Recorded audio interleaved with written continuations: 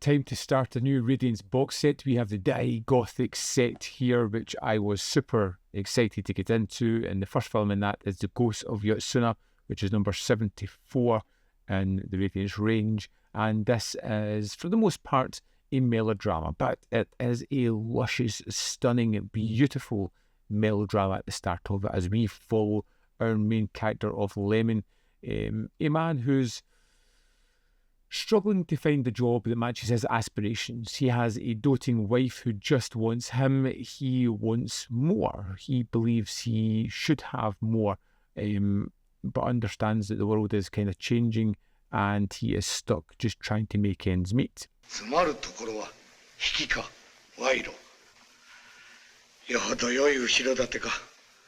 He is very capable with a sword, and at the start we kind of watch this relationship as it almost fractures.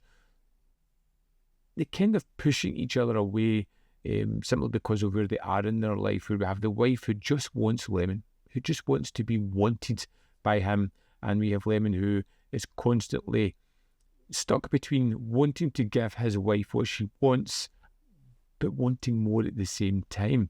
And that leads to a powerful man within his district that he tries to get a job with, but finds out, without contacts or money, it's not going to happen.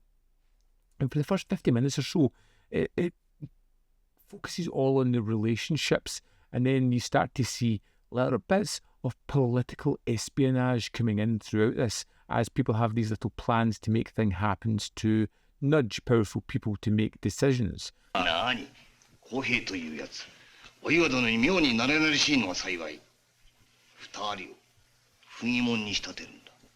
And that is going to affect this loving couple that we met at the start. Even though the husband's a bit crappy towards his wife, you kind of feel as if there is enough of a loving relationship there, and it's all these people meddling in things they shouldn't meddle in that's going to cause utter carnage. And it's kind of one of those movies where nothing really dramatic happens until it happens, and when that comes, it brings with it a whole lot of other terrifying imagery and scenes that just are brilliant.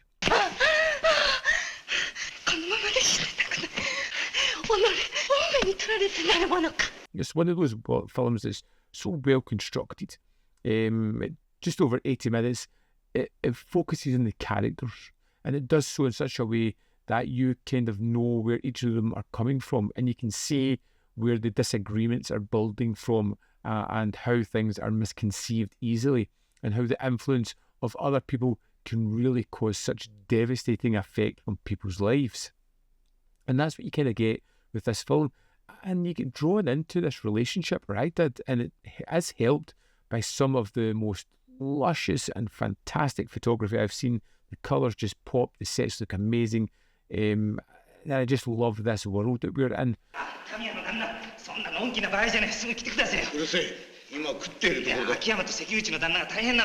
But you know we're heading somewhere dark. It's called the Ghosts of Yotsuya, and that is Lemon's wife. So you've got a fair inkling of where this thing is going to go. And when it gets to that horror later on, because we have spent so much time building up the characters, the situation, the wrongs that are being done to these people, it becomes something that's truly terrifying, horrific, thrilling, and just pulls no punches in the last 20 minutes or so.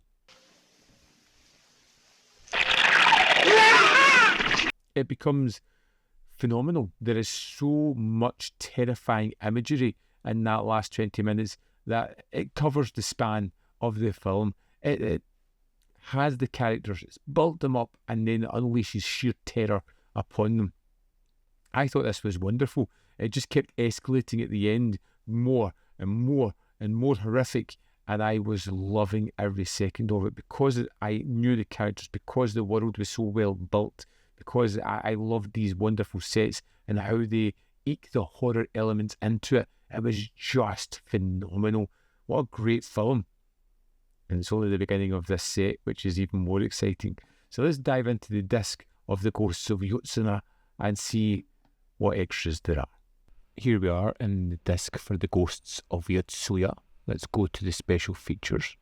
First up, we have Kiyoshi Kurosawa, the master and director of J-horror pioneer, discusses Kenji Mitsumi's film and its lasting influence on Japanese genre cinema. Filmed for Radiance in July 2024.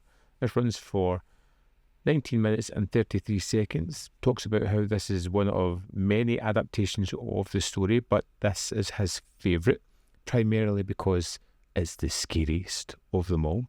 He then goes on to really pick apart the movie in some interesting aspects. I particularly love how he talks about the second third of the film, the middle part, where our main character, Owaya Yotsuya, has some really interesting twists and turns, how her relationship to her husband changes in such an interesting facet that I may have picked up on, but not as much as the director pinpoints here, which makes it really interesting and makes me curious about a rewatch.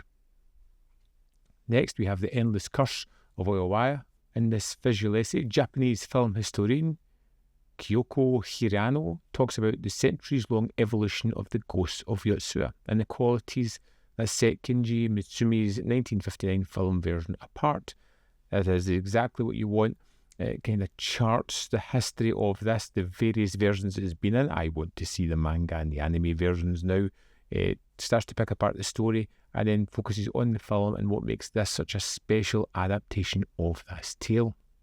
And we have the trailer, and that's the extras for the Ghosts of Yotsuya. So here we have it. First film out of the way in the Radiance set, and I am eagerly looking forward to moving on to this. I'm going to try and not rush through this, which I have a habit of doing, and just take it in and enjoy it, because I've got a feeling that these are going to be all terrific Japanese ghost stories. Yeah, I'd love to know your thoughts on the Ghost of Yotsuya. If you have seen it, let me know in the comment box below. If you picked up this set, is it something you're interested in? Are you going to get it? I feel like the Radiance box sets are always kind of something special. I'm eager to check these out. As always, there is more content up here. You can see more of my stuff. In the description box below are links to Patreon, membership program, and manvfilm.com. Always in which you can support me. Thanks for watching, and I'll see you next time.